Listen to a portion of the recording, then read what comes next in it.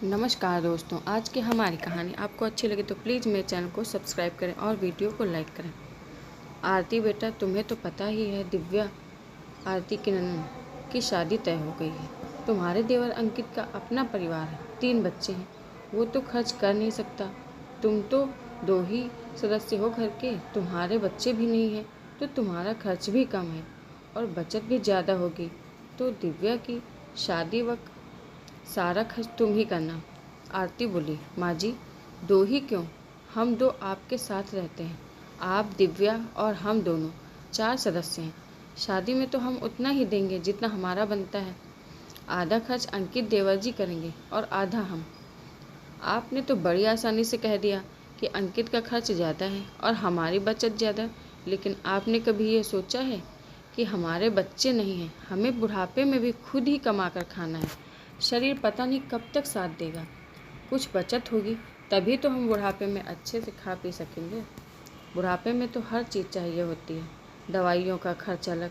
अंकित के तो 2 बेटे 1 बेटी है, सब मिलकर उन्हें देख लेंगे, लेकिन हमें कौन पूछेगा। हमारी तो यही बचत ही हमारे काम आएगी और घर खर्च भी सारा हम ही करते हैं। अंकित तो परिवार से अलग रहता है। घर भी हिमांशु आरती का पति का ही था। अंकित अपने पिता के मकान में रहता था, जो सासू माँ ने खुशी से अंकित को दे दिया था। आरती ने फिर भी सासू माँ को मान दिया कि वो उनके साथ रहते हैं। जब बुढ़ापा आएगा तब देखी जाएगी। आरती की सासू माँ बोली, अभी तो तुम्हें खर्च करना ही पड़ेगा, मैं हिमांशु से भी बात करूँगी। आरती बोली, ठीक है, आप बात कर लीजिए, हिमांशु भी उतना ही देंगे जितना हमारा बनता है। उन्हें भी पता है जो उनकी जिम्मेदारी है, लेकिन जिम्मेदारी दोनों भाइयों की है। आप अंकित को क्यों नहीं कहती? वो दोनों पति पत्नी नौकरी करते हैं, हमारी तो एक ही कमाई है। हम अपनी जिम्मेदारी जरूर निभाएंगे, लेकिन अंकित को भी अपनी जिम्मेदारी निभानी होगी। नहीं तो आप कहीं से भी इंतजाम कीजिए, क्योंकि हमें तो अपने भविष्य के लिए इंतजाम रखना है।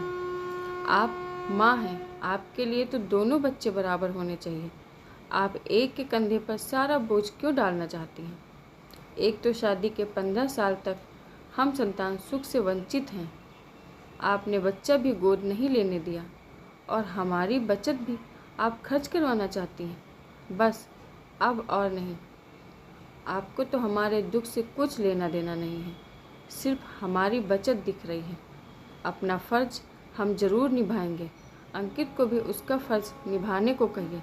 हाँ, अगर अंकित की आर्थिक स्थिति अच्छी ना होती तो मैं चुपचाप से आपकी बात मान लेती, लेकिन वो सामर्थ्यवान है, उसे कोई कमी नहीं।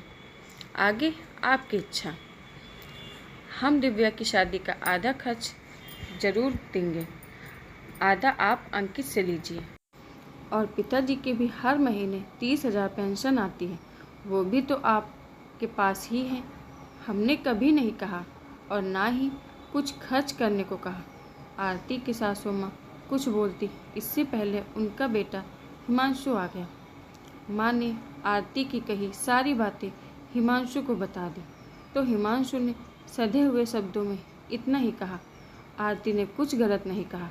आप माँ हैं, आपको भी हमारी स्थिति समझनी चाहिए। अब आरती की सासू माँ ने चुप रहने में ही बेहतरी समझी और कमरे से बाहर चली गई। आशा करती हूँ दोस्तों, आज की हमारी कहानी आपको ज़रूर पसंद आई होगी। धन्यवाद।